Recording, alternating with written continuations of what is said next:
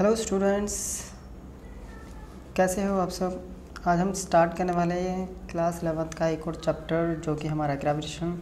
ये चैप्टर बहुत इंटरेस्टिंग होने वाला है। इसके बारे में आप ऑलरेडी क्लास 11th में थोड़ा सा पढ़ चुके हो, तो ये काफ़ी इंटरेस्टिंग टॉपिक है। इसके काफ़ी सारी वीडियोज़ आने वाली है हमारी। तो चलिए स्टार्ट करते हैं। तो चैप्टर हमारा है क्या है, ग्रेविटेशन। और फर्स्ट टॉपिक भी हमारा हो गया gravitation.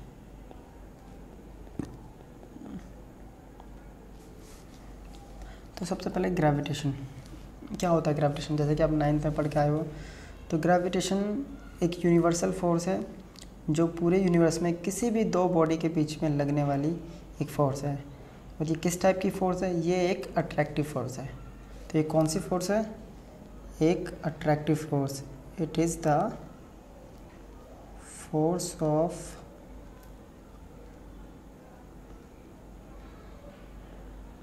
attraction between any two bodies in the universe. तो ये ग्रेविटेशन फोर्स जो है बहुत इम्पोर्टेंट रोल करती है हमारी डेली लाइफ में, तो करती है। प्लस इस ग्रेविटेशन फोर्स की वजह से ही हमने स्टार्स का बर्थ, हमारा यूनिवर्स का पूरा एवोल्यूशन कैसे कंट्रोल होता है, पूरा का पूरा जो है इस ग्रेविटेशन ने ही एक्सप्लेन किया है। और बाकी हमें पता ही है ग्रेविटेशन को सबसे पहले किन्होंने इसकी खोज करी थी। तो हमारे एक साइंटिस्ट हुआ करते थे, the great physicist sir Isaac Newton. उन्होंने अपने खाली टाइम में अपना ये डिस्कवरी करी थी, जब उस टाइम पीरियड में उस कंट्री में प्लेग हो रखा था। तो बैठे हुए थे एप्पल के पेड़ के नीचे, सडनली एक एप्पल आके नीचे गिरा। तो उनके माइंड में क्वेश्चन आया कि एप्पल गिरा नीचे तो किस फोर्स की वजह से गिरा। तो उसके बाद उन्होंने इसकी स्टडी स्टार्ट करी। तो उसके बाद उन्होंने ये ग्रेविटेशन की डिस्कवरी करी थी। और उसके बेस पे उन्होंने एक लॉ दिया था। उस लॉ का नाम है लॉ ऑफ ग्रेविटेशन या न्यूटन्स लॉ ऑफ ग्रेविटेशन। तो क्या कहता है ये लॉ, स्टेटमेंट लिख लेते हैं पहले। ये लॉ कहता है every object in the universe attracts every other object with force which is directly proportional to the product of their masses and inversely proportional to the square of the distance between them। तो क्या कहता है ये कहता है कि every object in the universe attracts every other object with force. इस पूरे यूनिवर्स ब्रह्मांड में हर ऑब्जेक्ट हर एक दूसरे ऑब्जेक्ट को किसी फोर्स से अट्रैक्ट करता है। वो फोर्स उन दोनों ऑब्जेक्ट के मासेस के प्रोडक्ट पे के डायरेक्टली प्रोपोर्शनल होता है, और उन दोनों के बीच में जो डिस्टेंस होता है उसके स्क्वायर के इन्वर्सली प्रोपोर्शनल होता है। तो चलिए इसको पहले हम मैथमेटिकली कर लेते हैं। स्टेटमेंट ये सपोज हमारे पास दो ऑब्जेक्ट्स हैं, यहाँ ऑब्जेक्ट 1 और ऑब्जेक्ट 2। क्लियर, ये इसका सेंटर हो गया और ये इसका सेंटर हो गया। तो ये हो गया हमारा ऑब्जेक्ट। चलिए इसको थोड़ा ऊपर कर लेते हैं।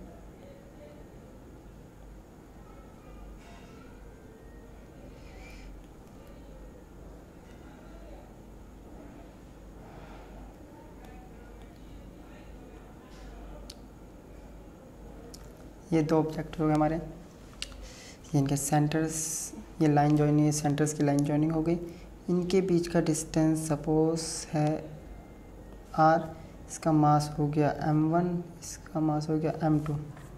तो क्या कहता है मैथमेटिकली, ये कहता है कि फोर्स जो है इनके मासेस के अट्रैक्ट कर रहा है, तो ये होगी हमारी फोर्स के डायरेक्टली प्रोपोर्शनल होगा, और इनके बीच की जो डिस्टेंस है उसके स्क्वायर के इन्वर्सली प्रोपोर्शनल। दोनों को अगर अरेंज करते हैं तो ये आएगा m1 m2 upon r square. Sign of proportionality हटाएंगे तो एक कांस्टेंट लगेगा, यहाँ वो जो कांस्टेंट लगेगा वो लगेगा g। तो ये आ गया हमारा फॉर्मूला। अब यहाँ पे g क्या है, तो g है where g is universal gravitational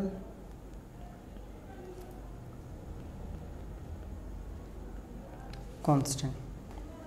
ठीक है, यूनिवर्सल ग्रेविटेशनल कांस्टेंट, कोई प्रॉब्लम नहीं।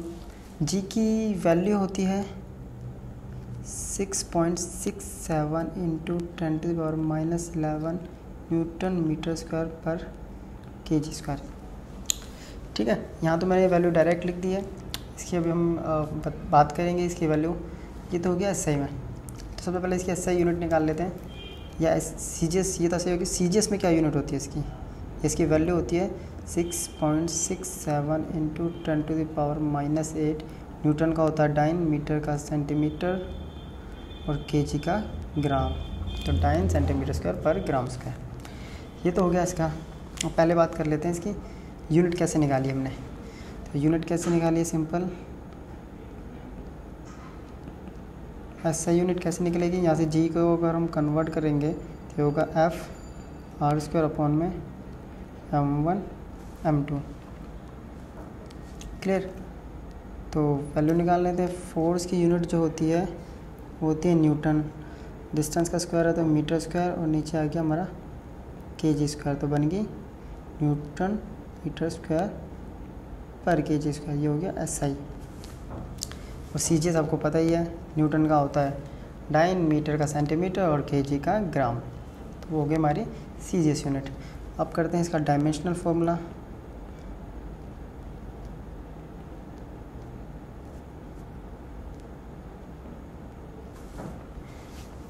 तो डायमेंशनल फार्मूला तो कैसे है, फिर से वही फोर्स होता है हमारा MLT -2, यहाँ है आर्स का स्क्वायर जो कि डिस्टेंस है यानी लेंथ का स्क्वायर, नीचे है mass, it means m square. m1 और m2 माइनस होकर क्या जाएगा, ऊपर आएगा तो m-1, l हो जाएगा यहाँ पे 3 और t-2, तो m-1 l³ और t-2। तो ये हो गया डायमेंशनल फार्मूला। क्लियर, अब निकालते हैं, हम कर देंगे इसकी डेफिनेशन। तो डेफिनेशन ऑफ जी, तो डेफिनेशन निकालने के क्या करेंगे, ये हमारा फॉर्मूला होता है। तो हम क्या करेंगे, अगर m1 = m2 हो जाए और ये हो जाए 1 यूनिट, और इस जो डिस्टेंस है वो भी हो जाता है हमारा 1, तो इस केस में हमारा F = क्या आ जाएगा, G। तो इससे बनती है इसकी डेफिनेशन। तो इसकी डेफिनेशन क्या होगी, तो सिंपली द ग्रेविटेशनल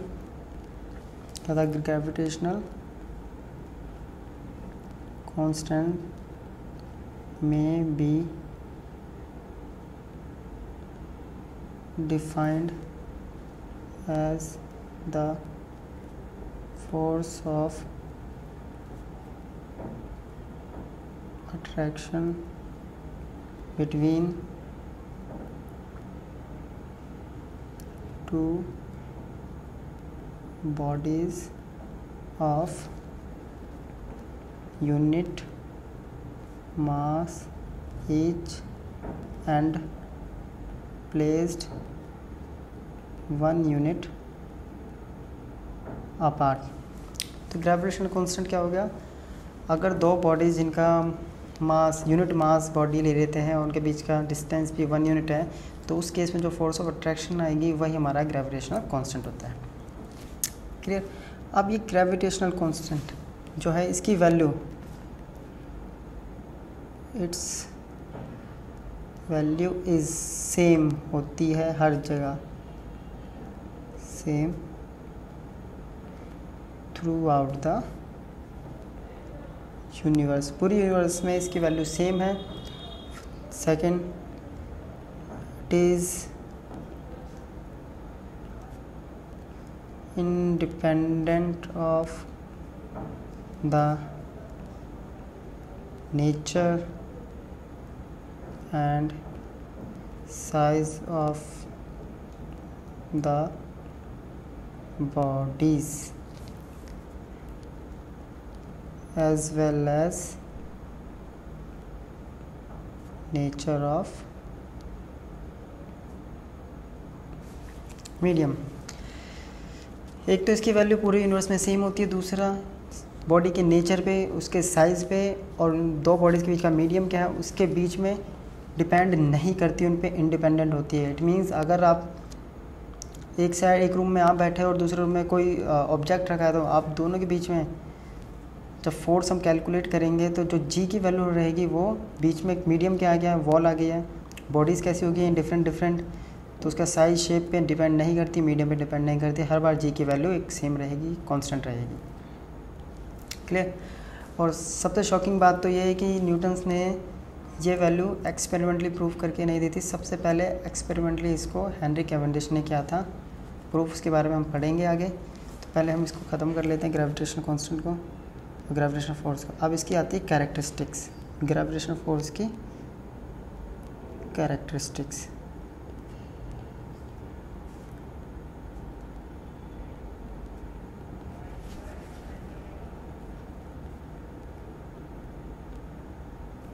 तो characteristics of gravitational force, first chapter में पढ़ चुके हैं इसकी। सबसे क्या होती है, ये सबसे वीक फोर्स होती है नेचर की, it is weakest force in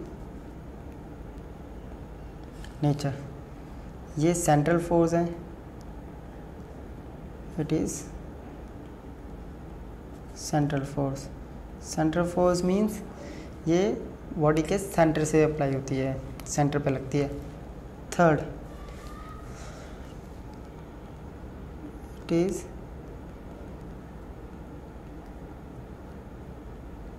independent of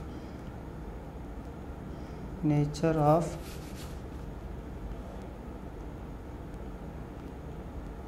intervening.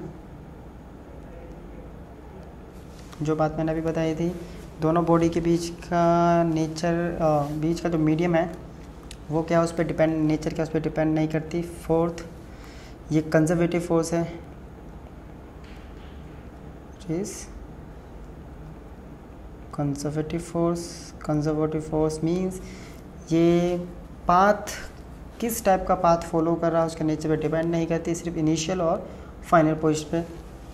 और लास्ट कर लेते हैं, इनवर्स स्क्वायर लॉ को तो फॉलो करती है, और इट इज़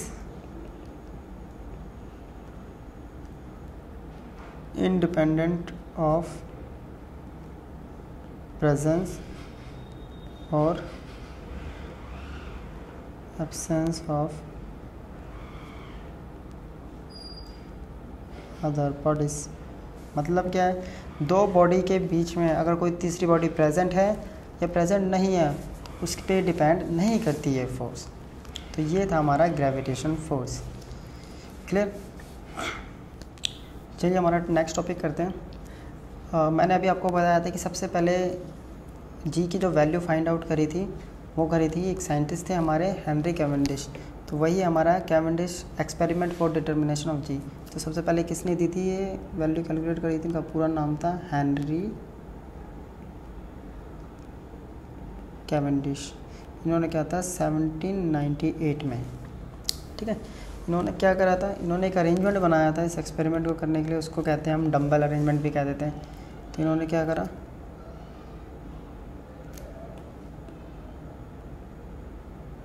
स्टार्ट करते हैं। चलिए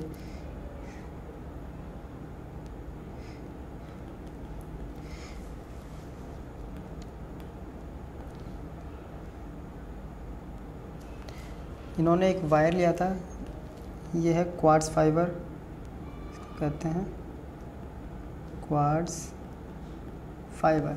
इसकी प्रॉपर्टी होती है कि बहुत जल्दी रिस्टोर कर लेते हैं अपनी शेप को, ठीक है।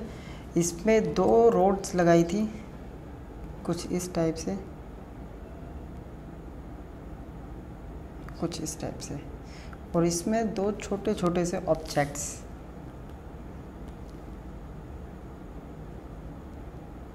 क्लियर।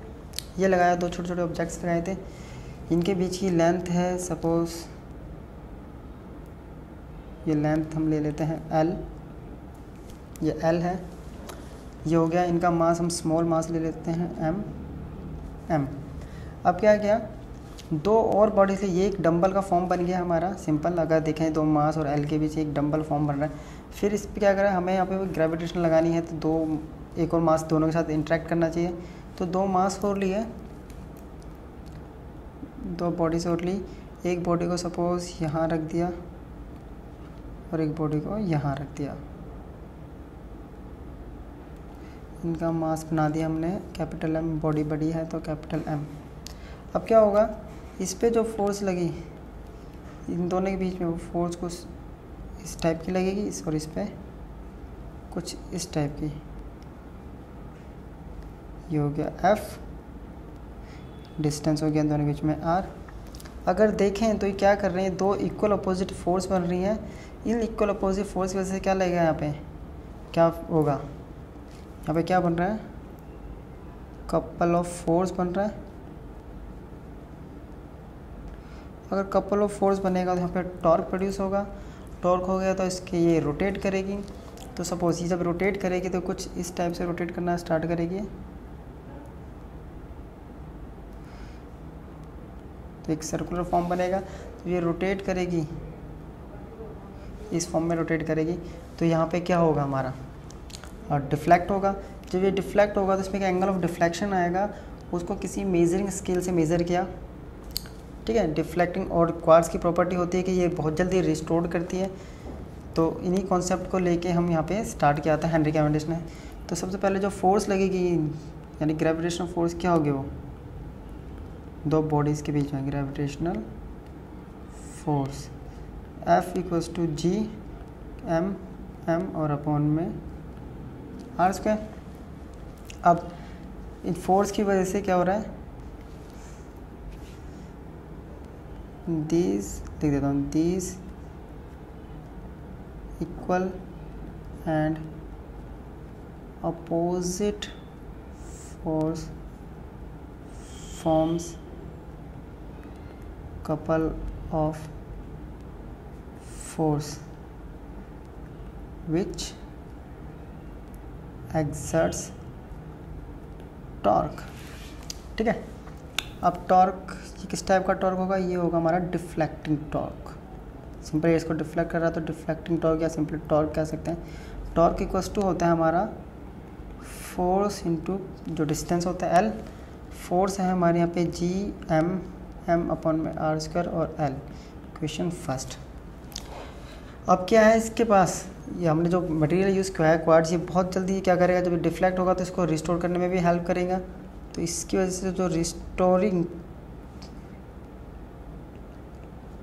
टॉर्क बनेगा वो क्या होगा हमारा K थीटा। K क्या है हमारा,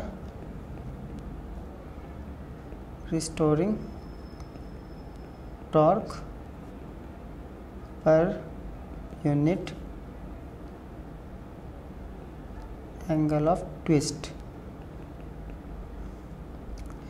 क्वेश्चन सेकंड। अब इसके इक्विलिब्रियम कंडीशन देखें तो जितना ये डिफ्लेक्ट करेगा उतना ही ये रिस्टोर इसको कर लेगा। तो इक्विलिब्रियम कंडीशन ले लेते हैं। इन इक्विलिब्रियम रिस्टोरिंग जो टॉर्क होगा वो इक्वल्स टू होगा हमारा डिफ्लेक्टिंग टॉर्क के बराबर। रिस्टोरिंग टॉर्क था हमारा के थीटा डिफ्लेक्टिंग टॉर्क था हमारा जी एम एम एल और अपॉन में आर स्क्वायर। यहाँ से जी की वैल्यू कैलकुलेट करेंगे तो जी की वैल्यू आएगी के थीटा आर स्क्वायर अपॉन में कैपिटल एम स्मॉल एम। अब यहाँ पे के क्या होता है, यहाँ पे सारी वैल्यू क्या है, यहाँ पे हमारे पास सारी नॉन वैल्यूज़, यहाँ पे लेंथ हमें पता है, दोनों जो बॉडी लिया उसका मास हमें पता है, आर हमने जो लिया था वो पता है, एंगल हमने स्केल से मेज़र कर लिया था, के की वैल्यू हमें पता है क्वाड के लिए। इसको जब वैल्यूज़ को पुट करके जब कैलकुलेट किया गया तब जाके वैल्यू आई थी जी की 6.67 इंटू 10⁻11 न्यूटन मीटर स्क्वायर और पर केजी स्क्वायर। तो ये वैल्यू ऐसे कैलकुलेट की गई थी। क्लियर। तो ये वैल्यू हमारी सबसे पहले किसने कैलकुलेट करी थी, ये करी थी हेनरी कैवेंडिश ने। क्लियर। अब जो नेक्स्ट टॉपिक कर चले, अब नेक्स्ट टॉपिक स्टार्ट करते हैं। चलिए हम टॉपिक स्टार्ट करते हैं ना। जो अब टॉपिक है हमारा वो है हमारा वेक्टर फॉर्म, ग्रेविटेशनल लॉ का वेक्टर फॉर्म, तो of gravity, law of gravitation. Vector form से अब समझ में आ गया कि विद डायरेक्शन हम इसको निकालेंगे। तो सबसे पहले हम दो बॉडी लेते हैं। यहाँ पे सपोज यहाँ पे ये एक हमारे पास एक बॉडी है, ए पोजीशन पर रखी है, इसका मास है m1। दूसरी बॉडी है यहाँ पे बी पोजीशन पर रखी है, इसका मास है m2। क्लियर। अब क्या होगा, इसकी वजह से जो इस पर अट्रैक्टिव फोर्स लगेगी ये लगेगी, और इस पर मतलब क्या कहने का मतलब है मेरा कि ये इनका लाइन जॉइनिंग है। तो अब इस पर क्या होगा, फर्स्ट वाली बॉडी को सेकंड वाला अट्रैक्ट करेगा इस डायरेक्शन में, और सेकंड वाले को अट्रैक्ट करेगा फर्स्ट। फर्स्ट वाले को अट्रैक्ट करेगा तो ये होगा F12, और सेकंड बॉडी पे फर्स्ट फोर्स लगाएगी तो F21। अगर इन दोनों के बीच का डिस्टेंस हमारा है R, तो इनका अब यूनिट वेक्टर क्या होगा। अब फर्स्ट बॉडी पे जब फोर्स लग रही है वो लग रही है हमारी A to B, तो यूनिट वेक्टर क्या होगा हमारा इसका, ये यूनिट वेक्टर होगा हमारा R12, और सेम सिमिलरली सेकंड बॉडी पे होगा हमारा R21। तो ये था इसका सिंपली एक डायग्राम जिसकी भी हेल्प से हम इसको करेंगे। सबसे पहले यहाँ पे F12 क्या है हमारा, ये है ग्रेविटेशन फोर्स है, या फोर्स ले लो सिंपल। ग्रेविटेशन की बात करते हैं, हम आप लिख लेते हैं gravitation force,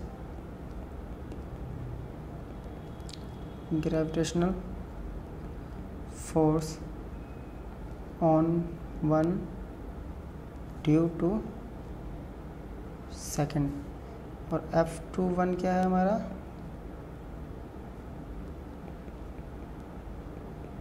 gravitational force on two due to body first. R12 क्या है यहाँ पे हमारा, ये हमारा यूनिट वेक्टर था, कहाँ से, फ्रॉम A टू B, और R21 जो है वो है unit vector from B to A। तो ये तो हो गई टर्म जो हमने अभी यूज़ करी है, दो बॉडी हो गई। अब इसके लिए हम करते हैं ड्राइव। तो सबसे पहले force on body 1 due to body 2 क्या होगी वो, F12 कैसे निकालते हैं हम, जी m1 m2 और अपॉन में R स्क्वायर, और डायरेक्शन हमें दिखानी तो इसका यूनिट वेक्टर लगा देंगे। ठीक है, R12। ठीक है, सिमिलरली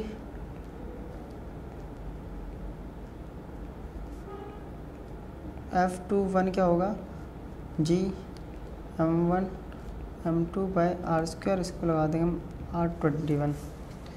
अब यहाँ पे देखा जाए तो जो R12 है यूनिट वेक्टर वो इक्वल है हमारा R21 के, क्योंकि डिस्टेंस इक्वल है दोनों के, और वो भी साथ साथ दोनों के अपोजिट डायरेक्शन भी है, तो माइनस लगा देंगे।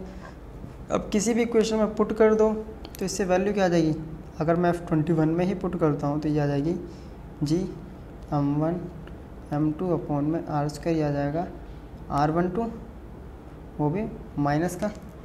अब वैल्यू अगर दोनों की कंपेयर कर रहे हो f1 और f21 तो ये दोनों आपस में इक्वल आ गए, बस क्या फ़र्क आ रहा है दोनों में डायरेक्शन का, तो माइनस।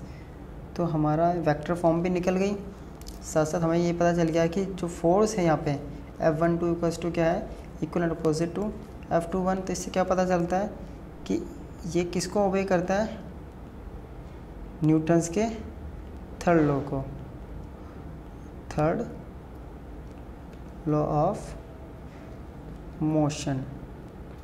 ठीक है, तो ये न्यूटन्स के थर्ड लॉ ऑफ मोशन को भी क्या करता है, ये ओबे करता है।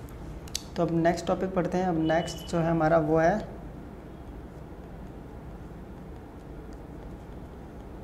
प्रिंसिपल ऑफ सुपरपोजिशन ऑफ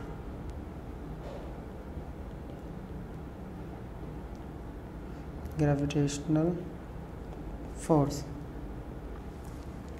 तो क्या कहता है ये प्रिंसिपल ऑफ सुपरपोजिशन? तो सुपरपोजिशन से कुछ नहीं है, सिंपल होता है कि किसी एक बॉडी पे जब नंबर ऑफ बॉडीज़ फोर्स लगाएंगी तो उस एक बॉडी पे जो नेट फोर्स होगा वो सबके सम के बराबर होगा।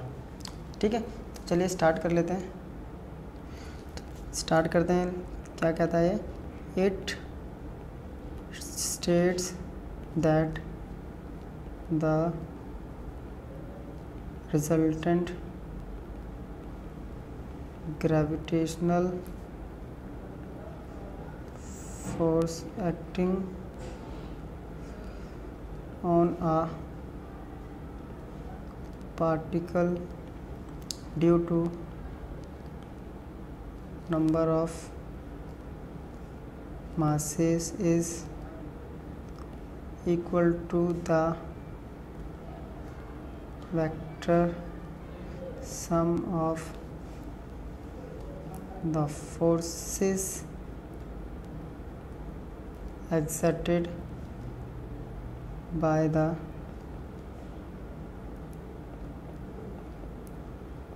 individual masses on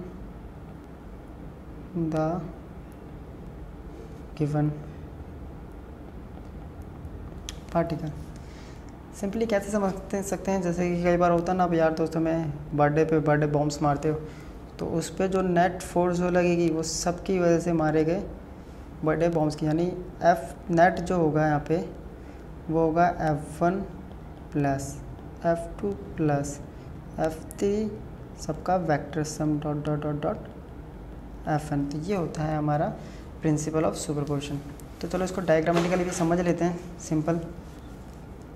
तो मेरे पास एक बॉडी है यहाँ पे सपोज, जिसका मास है m1, एक बॉडी है ये, इसका मास है m2, एक बॉडी ये है, इसका मास है m3, और एक बॉडी ये है, इसका मास है m3।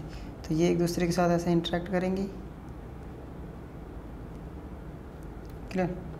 अब इन पे फोर्स कैसे लगेगी, ये इस पे अट्रैक्ट करेगा तो ये इसको अट्रैक्ट करेगा, ठीक है, ये इसको ऐसे अट्रैक्ट करेगा और ये इसको ऐसा अट्रैक्ट करेगा, सेम। अब हमें अगर m1 पे निकालना है, फोर्थ इनके पीछे कुछ डिस्टेंस भी होगा, तो ये m1 सिंपल m1 पे अगर मैं नेट फोर्स निकालूंगा तो वो कैसे निकलेगी, F नेट या F1 जो निकलेगी क्या निकलेगी, इस पे निकलेगी।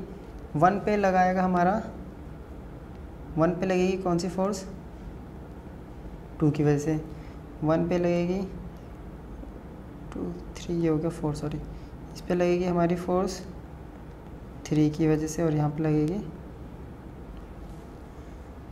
ठीक है। तो फोर्स कैसे लगेगी हमारी 1 3 प्लस 1 4 प्लस 1 5, बाकी हम वेक्टर फॉर्म कर चुके हैं, वहाँ से हम इसकी वैल्यूज निकाल लेंगे। तो ये होता है हमारा प्रिंसिपल ऑफ सुपरपोजिशन। अब हम कुछ क्वेश्चंस कर लेते हैं प्रिंसिपल सुपरपोजिशन पे। एक क्वेश्चन हम एनसीईआरटी का करेंगे और कुछ 1-2 क्वेश्चन हम आईआईटी जेईई के करेंगे जो लास्ट टाइम पेपर्स में आ चुके हैं। तो चलिए हम क्वेश्चंस कर लेते हैं कुछ। ये क्वेश्चन हमारा एनसीईआरटी का ही क्वेश्चन है एक। तो क्वेश्चन है हमारा 3 equal masses of m kg each are fixed at the vertices of an equilateral triangle ABC as shown in figure. What is the force acting on a mass 2m placed at the centroid G of the triangle B pointer? What is the force if the mass at the vertex A is doubled? Take AG equals to BG equals to CG equals to 1 मीटर। तो question क्या कर रहा है, पहले हम एक equilateral triangle बना लेते हैं, बिकॉज इसमें बिना ड्रॉ करे ये क्वेश्चन होगा नहीं।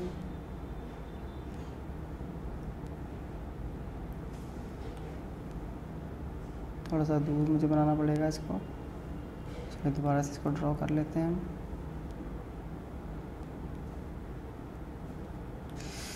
अगेन ड्रॉ करते हैं, रीड्रॉ। तो चलिए ये हो गया ड्रॉ। क्या कह रहा है, इसके तीनों वर्टेक्स पे ये है ए, एक बॉडी यहाँ रखी है, एक बॉडी यहाँ रखी है, तीनों का मास है m, और एक बॉडी यहाँ रखी है, इसका मास भी है m। क्लियर। यहाँ पे तो आपको डायरेक्शन दे रखी है, अगर फोर्स की डायरेक्शन नहीं होती तो कैसे करते हैं हम, कर लेते हैं। फिर इनका सेंट्रोइड ले रखा है, तो सेंट्रोइड क्या होगा हमारा, ये पोजीशन सेंट्रोइड होता है जहाँ पे इनके मीडियंस जॉइन करते हैं।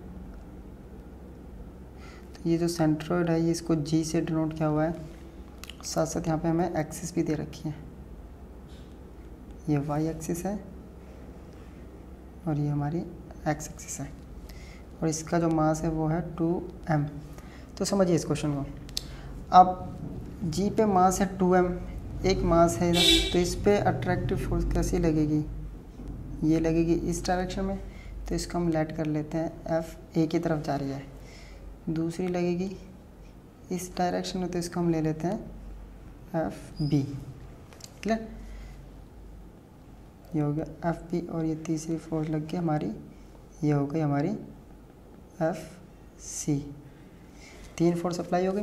अब क्या कह रहा है हमें, यहाँ पे नेट फोर्स निकालनी है हमें। तो यहाँ से साफ पता चल रहा है कि हमें नेट फोर्स कैसे निकलेगी। देखने में तो पता चल रहा है कि जो डायग्राम है उसके अकॉर्डिंग तो नेट फोर्स 0 होने वाली है, लेकिन हमें इसको पहले विद डायरेक्शन के साथ सॉल्व करना है। तो सबसे पहले ये एंगल हमें दे रखा है 30। क्लियर। अब इसको मैं एक फ्री बॉडी डायग्राम बनाता हूँ इसका साइड में, तो कैसा बनेगा, ये बनेगा कुछ ऐसे।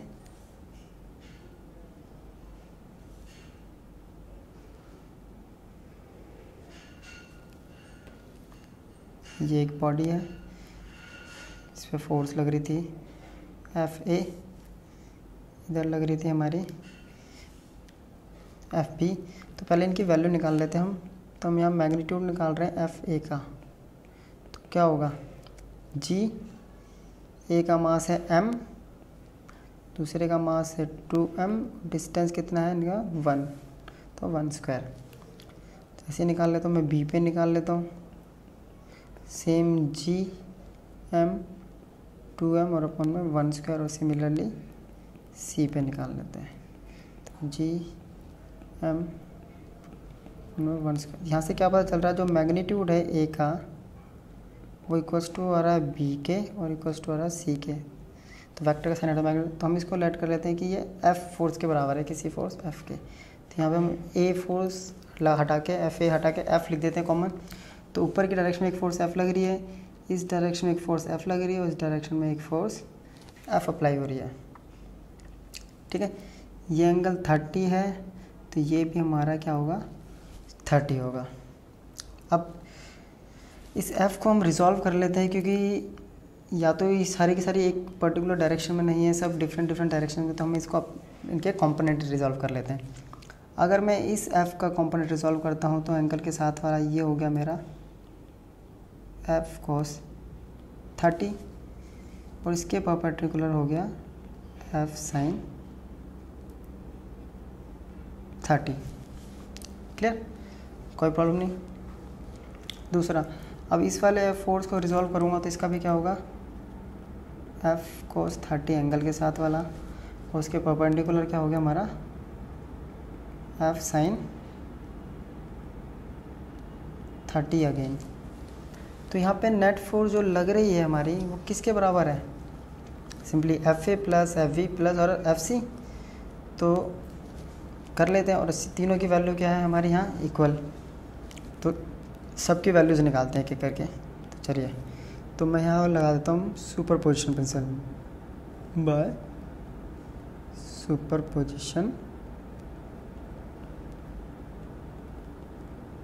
क्या कह रहा है सुपरपोजिशन प्रिंसिपल की, जो एफ नेट होगा वो बराबर होगा F A plus F P और एफ सी के, ठीक है।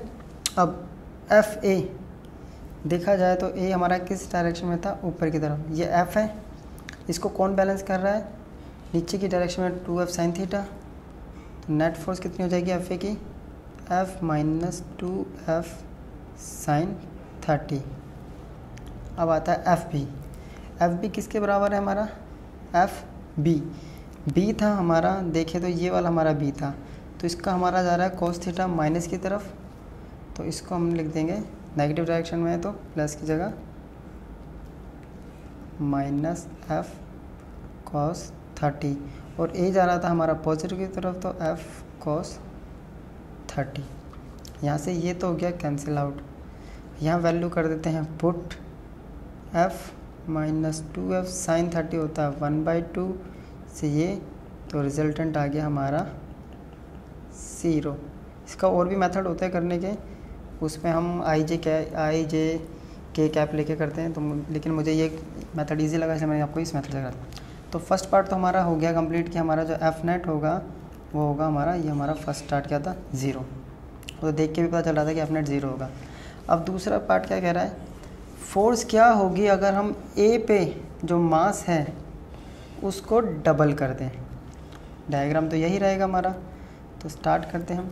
इस बार बस चेंज कौन सी फोर्स हो जाएगी हमारी, एफ ए, तो इसका मैग्नीट्यूड निकाल लेते हैं पहले। क्या हो जाएगा ये जी, ये भी 2m और ये भी 2m ऑलरेडी था सेंट्रोइड, और ये डिस्टेंस सब कुछ सेम थी, हो गया 4gm square by m square, simple 1 तो होगा ही नहीं, ठीक है, ये हो गया। अब एफ नेट उसी के अकॉर्डिंग करेंगे, तो फिर से एफ नेट क्या होगा, F of A plus F of B और एफ ऑफ सी, सबका मैग्नीट्यूड। एफ ए क्या आ गया हमारा 4gm स्क्वायर, साथ साथ इसको बैलेंस कर रहा है हमारा क्या 2f साइन 30, फिर से f cos 30, सॉरी एक ये माइनस में था हमारा और अगला प्लस में था, और माइनस f cos 30, ये दोनों कैंसिल आउट, ये प्लस में थे माइनस कैंसिल आउट, तो यहाँ वैल्यू पुट कर देते हैं हम, ठीक है। ये क्या आ रहा है हमारा 4gm स्क्वायर, इसकी वैल्यू पुट कर देता हूँ मैं, f की वैल्यू क्या आई थी हमारी सिंपल gm 2m, और इसकी वैल्यू आ गई साइन 30 की 1/2, क्लियर। 1 2 से 1 2 कट गया, तो वैल्यू क्या आ रही है, यहाँ आ रही है हमारी 4gm square minus 2gm square, तो आंसर आ गया हमारे पास 2gm स्मॉल m था, सॉरी m स्मॉल m ले लेते हैं, इसको स्मॉल m था, ये हमने कैपिटल m ले लिया गलती से, तो स्मॉल m स्क्वायर, ये तो हो गया हमारा। अब डायरेक्शन क्या आती है हमारी, एफ नेट कहाँ पे आ रहा है हमारा, सिंपल देखा जाए तो ये ऊपर की तरफ आ रहा है, और ऊपर की तरफ क्या है हमारा पॉजिटिव वाई एक्सिस, तो अलोंग वाई एक्सिस, या फिर सिंपली आप ये भी लिख सकते हो अलोंग वाई एक्सिस की जगह ना लिख के जे कैप, तो ये आ गया हमारा एफ नेट। तो ये हो गया हमारा क्वेश्चन कंप्लीट। चलिए एक और क्वेश्चन कर लेते हैं हम। तो क्वेश्चन हमारा 4 identical particles of mass capital M are located at the corners of a square of side A. What should be their speed if each of them revolves around the influence of other gravitational field in a circular orbit circumscribing the square? Simple क्या कर रहा है, ये एक हमें एक diagram given है, इसके चारों, इसमें एक सर्कल के अंदर एक स्क्वायर है, स्क्वायर के चारों कॉर्नर पे एक मास रखा हुआ है कैपिटल M। तो हमें वो वेलोसिटी की वैल्यू निकालनी है जिसकी वजह से सर्कल के अंदर ही होगा, ठीक है। तो चलिए स्टार्ट करते हैं। सबसे पहले हम इसको ड्रॉ कर लेते हैं, बिना ड्रॉ ये होगा नहीं हमसे।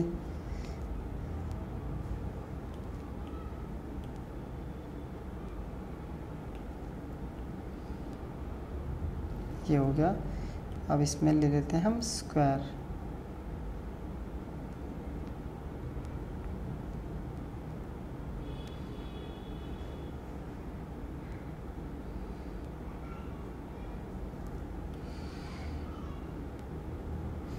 ये थोड़ा सा बाहर चला गया है तो इसको दोबारा से कर लेते हैं ड्रॉ।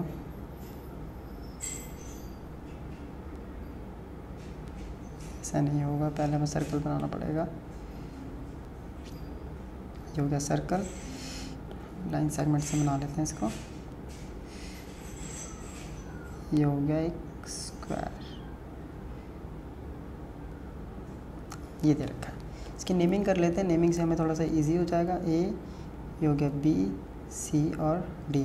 मास यहाँ एम है, यहाँ एम है, यहाँ भी एम है और यहाँ भी एम है। तो इसकी जो साइड दे रखी है वो हमें ए और ए दे रखे हैं, कोई प्रॉब्लम नहीं। अब देखें तो सपोज़ किसी भी एक पॉइंट को लेके चलेंगे हम, तो हम इस पॉइंट को ले लेते हैं, बी को लेके स्टार्ट करेंगे हम। तो बी पे जो फोर्स लगेगी वो ए की वजह से भी लगेगी, तो वो फोर्स क्या होगी, एफ बी ए। और सी की वजह से भी लगेगी तो वो हो जाएगी हमारी एफ सी ए। और एक फोर्स जो लगेगी वो लगेगी हमारी ये डी की वजह से, तो ये कितनी हो जाएगी हमारी, ये हो जाएगी हमारी एफ बी डी। क्लियर। अब कैसे करें, सबसे पहले हम इनकी वैल्यूज़ निकाल लेते हैं, फोर्स का मैग्नीट्यूड निकाल लेते हैं। तो एफ बी ए कितना होगा, जी, दो मास हैं हमारे एम, जी एम अपॉन में ए स्क्वायर, तो ये कितना हो गया, G M square by A square. ऐसे ही बी सी निकाल लेते हैं, ये भी हमारा क्या आएगा, same G M square by, और ऐसे ही हम निकाल लेते हैं बी डी, ये भी आएगा हमारा G M square by A square. तो यहाँ से एक बात तो पता चल गई कि जो उनका जो मैग्नीट्यूड आ रहा है पहले वाले की तरह, इससे पहले जो क्वेश्चन किया उसके अकॉर्डिंग, ये सारे मैग्नीट्यूड किसके इक्वल है, आपस में इक्वल है। तो हम इनको एफ के बराबर लेट कर लेंगे, और ये इक्वल है किसी फोर्स एफ के। ठीक है, तो इसी के हेल्प से हम इसको रिजॉल्व करेंगे। अब ये एंगल 90 था, ये हो गया 45, ये हो गया हमारा 45 हो गया। तो इस अगर मैं ये इसका फ्री बॉडी डायग्राम बनाएं तो कैसे बनेगा फ्री बॉडी डायग्राम, इसको यहाँ कर लेते हैं थोड़ी देर के लिए। तो ये कुछ ऐसे बन रहा है, ये अरेंजमेंट, ये 90 डिग्री पे, ये डायगनली। क्लियर। ये फोर्स है हमारी एफ 45 और ये फोर्स है हमारी एफ। क्लियर, ये भी थी हमारी एफ। अगर मैं इस फोर्स को रिजॉल्व करूं, इस वाले को, सॉरी बी डी की वैल्यू मैंने जल्दीबाजी में गलत निकाल, बी डी की वैल्यू, क्योंकि डायगनल है तो डायगनल का हमें पता डायगनल की वैल्यू क्या होती है, तो बी डी यहाँ इक्वल नहीं होगा। तो बी डी की जो वैल्यू आएगी वो आएगी हमारी कितनी, रूट ए का स्क्वायर, रूट 2a का स्क्वायर। तो हमने एफ बी और बी सी इक्वल कर लिया, और ये हो गया हमारा बी डी सिंपल। ठीक है, ये अलग वैल्यू है। अगर हम f को यहाँ पे रिजॉल्व करेंगे तो एंगल के साथ वाला ये हो गया हमारा f कोस 45, और इसके परपेंडिकुलर हो गया ये, तो ये हो गया हमारा f साइन 45। सिमिलरली इस f को रिजॉल्व करेंगे तो ये बनेगा f कोस 45, और ये वाला हो जाएगा हमारा इसके परपेंडिकुलर f साइन, ये तो पता चल गया कि साइन 45 एक दूसरे को कैंसिल आउट कर रहे हैं। तो नेट फोर्स किस डायरेक्शन में निकल रही है हमारी, बी डी डायरेक्शन में। क्लियर, बी डी डायरेक्शन में निकल रही है। तो चलिए उसको स्टार्ट करते हैं हम। तो यहाँ पे हम बी डी को और रिजॉल्व कर लेते हैं। ये जो बी डी की जो वैल्यू आएगी ये कितनी आएगी, जी एम ऑन में 2a स्क्वायर। ठीक है, इसको नेक्स्ट में भी कर लेता हूँ मैं ज़रा। तो बी डी की जो वैल्यू आ रही है फोर्स ऑन बी डी, तो जी एम और अपॉन में 2a square, G M square upon में ए स्क्वायर हमारी एफ़ के बराबर थी, तो ये आ गई हमारी f/2। अब स्टार्ट करते हैं हम एफ नेट। तो एफ नेट किस किस के बराबर आ रहा है यहाँ पे देखें तो जो एफ नेट है वो आ रहा है हमारा बी डी की डायरेक्शन में, एक प्लस एफ अगर देखें तो किस डायरेक्शन में जा रहा है, ये जा रहा है हमारा एक, तो देखिए ये जा रहा है हमारा एक 45 दो बार आ रहा है, साइन साइन वाले कैंसिल हो गए, तो एफ कॉस 45 प्लस एफ, अगर और इजी करना तो कर देते हैं बी ए, और ये आ गया हमारा बी सी समझने के लिए कॉस 45। अब इनकी वैल्यू पुट कर देते हैं, ये हमारा f/2, ये है f cos 45 plus f cos 45, f/2 ये आ गया 2f कॉस 45। सॉल्व कर देते हैं, ठीक है, f/2 बाहर ले लिया मैंने, यहाँ बचा 1 प्लस कॉस 45। कॉस 45 की वैल्यू होती है हमारी 1/√2, तो 1 प्लस 1/√2, और साथ साथ 2 भी था यहाँ पे, तो 2 भी बच गया। क्लियर? सॉरी, मैं यहाँ से f/2 कॉमन नहीं f कॉमन ले लेता हूँ, तो यहाँ बच गया मेरा 1/2 और 1/2, और यहाँ ऊपर बच गया 2/√2। सॉल्व कर लेते हैं, f वैल्यू आ जाएगी हमारी 2√2, एक तरफ तो आ जाएगा हमारा क्या, तो पहले इसको हम क्या करते हैं, इसको पहले रिजॉल्व कर लेते हैं, इसको रैशनलाइज कर लेते हैं, ये 2/√2 को ये ईजी हो जाएगा हमारे लिए। तो यहाँ तो आ गया f 1/2, इसको जब रैशनलाइज करेंगे ऊपर √2 जाएगा, नीचे √2, नीचे ये तो कट जाएगा और यहाँ पे सिर्फ बचेगा √2। अब यहाँ f की वैल्यू पुट कर देते हैं gm² अपॉन में r², इसको सॉल्व कर लेता हूँ मैं, 2 1 प्लस 2√2, तो ये तो बन गई हमारी f नेट, ये आ गई f नेट, ठीक है। अब ये जो f नेट है ये क्या करेगी, इसको क्या करेगा, सर्कल में रहना चाहिए, तो इसकी वजह से कौन सी फोर्स लगेगी, तो दिस फोर्स विल कैसे एक्ट करेगी, उस फोर्स को क्या कहते हैं, जो जिसकी वजह से कोई भी ऑब्जेक्ट सर्कल में रहता है, सेंट्रीपिटल फोर्स, सेंट्रीपिटल फोर्स। अब सेंट्रीपिटल फोर्स निकाल लेते हैं, तो सेंट्रीपिटल फोर्स निकालने के लिए देखा जाए तो सेंटर की तरफ होता है, अगर पूरा डिस्टेंस हम r मानते हैं तो हाफ कितना हो जाएगा, ये हमारा डायगोनल क्या था, ये √2a होता है, तो हाफ कितना हो जाएगा a/√2, तो r इक्वल्स टू क्या हो गया a/√2। ये कहाँ से आया, ये आएगा हमारा, ये √2a/2 होता है, इसको रैशनलाइज कर देंगे ऐसे, तो ये वैल्यू आ जाएगी। तो यहाँ से सेंट्रीपिटल फोर्स निकालते हैं हम, सेंट्रीपिटल फोर्स क्या होती है, centripetal force mv²/r, value put कर देते हैं, mv²/r की वैल्यू a और √2 इधर चला गया। अब क्या कह रहा है कि जो सेंट्रीपिटल फोर्स है उसी की वजह से क्या हो रहा है, सर्कल में घूम रहा है, तो इक्वल्स टू हो जाएगा हमारा नेट फोर्स। दोनों की वैल्यू पुट कर देते हैं, सेंट्रीपिटल फोर्स हमारा mv²/√2 यहाँ था, और ये a, नेट फोर्स हमारा gm²/a², 1 प्लस 2√2/2, a से स्क्वायर m से स्क्वायर, तो v² की वैल्यू आ गई हमारी gm/a। इस √2 को इधर लेके जाऊंगा तो क्या आ जाएगा, 1 प्लस 2√2 और अपॉन में 2√2। सेपरेट कर देते हैं इसको, gm/a, यह आ गया 1/2√2 और यहाँ बच गया 1। क्लियर? यहाँ तक तो हो गया। अब करना है हमें सॉल्व। तो सबसे पहले हम इसको करते हैं सॉल्व। तो इसको जब सॉल्व करेंगे √2 को, ये वैल्यू आएगी हमारी 1.35। यहाँ पे था v², रूट यहाँ लेके जाता हूँ तो वैल्यू आएगी gm/a 1.35। इसका रूट होता है 1.16 √gm/a। तो ये आ गया हमारा आंसर। अब हम देखते हैं कि ऑप्शन क्या है हमारा, ये हो गया हमारा बी। तो ऑप्शन बी हमारा करेक्ट आंसर। तो ये हो गया हमारा क्वेश्चन कंप्लीट। चलिए नेक्स्ट क्वेश्चन कर लेते हैं हम।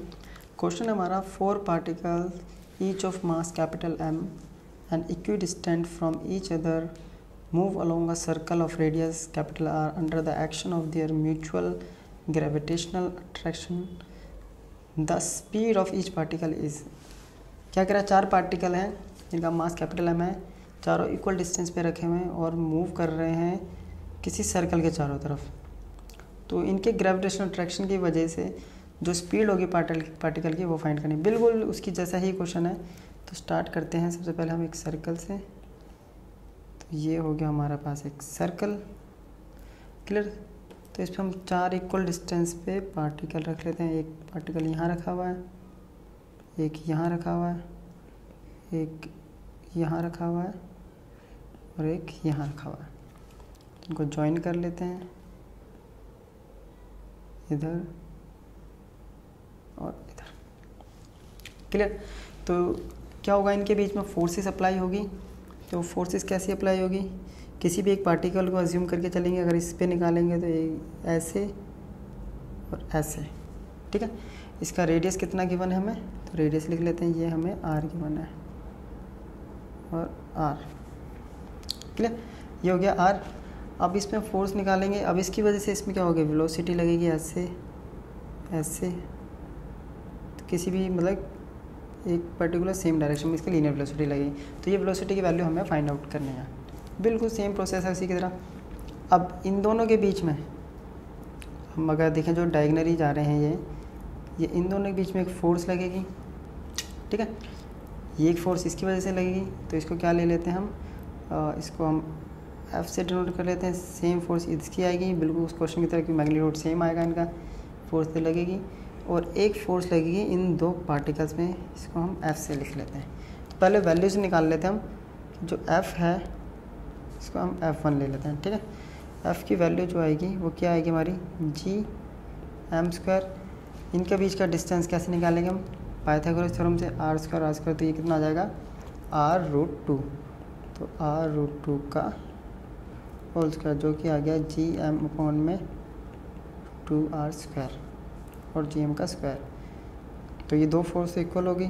F1 कितना होगा हमारा, Gm² तक तो सेम, डिस्टेंस बस चेंज हो जाएगा। डिस्टेंस कितना होगा, r+r 2r², तो आ गया Gm² में 4r²। अगर कंपेयर करें तो हम F का कितना टाइम आ रहा है, ये F/2 आ रहा है, ठीक है। तो F/2 कर दिया इसको हमने। अब फ्री बॉडी डायग्राम फिर से बनाते हैं इसका, तो कैसा बनेगा वो, एक छोटा सा फ्री बॉडी डायग्राम बना लेता हूँ मैं।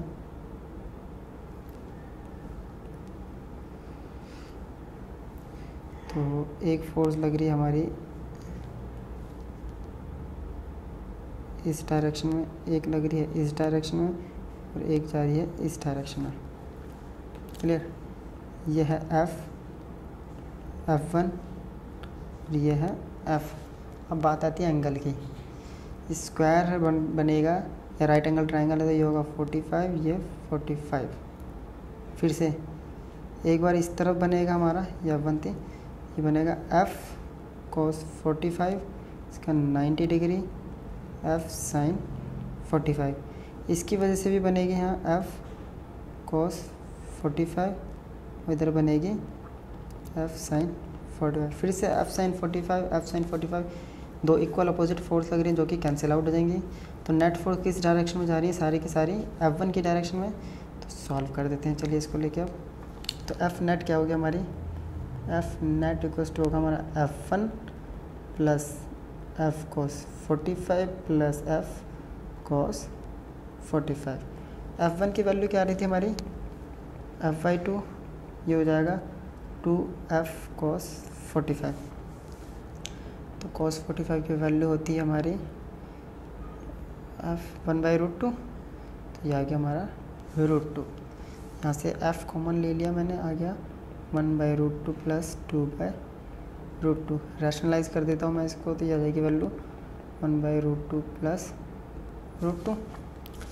सेम प्रोसेस चल रहा है जो लास्ट क्वेश्चन में कर रहा है। अब F की वैल्यू पुट कर देता हूँ, आ रही है Gm² और अपॉन में 2r।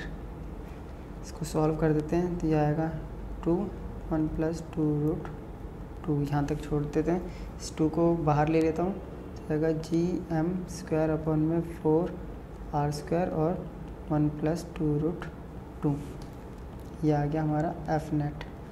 अब वही फिर से जो एफ सेंट्रीपिटल है, ये सेंट्रीपिटल फोर्स जो है किसके बराबर होगी, एफ नेट के। तो सेंट्रीपिटल फोर्स पुट कर लेता हूँ, mv² बाय r और gm² बाय 4r² 1 + 2√2। इसको सॉल्व कर लेते हैं हम। एक तो m से स्क्वायर कैंसिल, r से इसका स्क्वायर कैंसिल, तो v² = मेरे पास बच गया gm अपॉन में 4r और 1 + 2√2।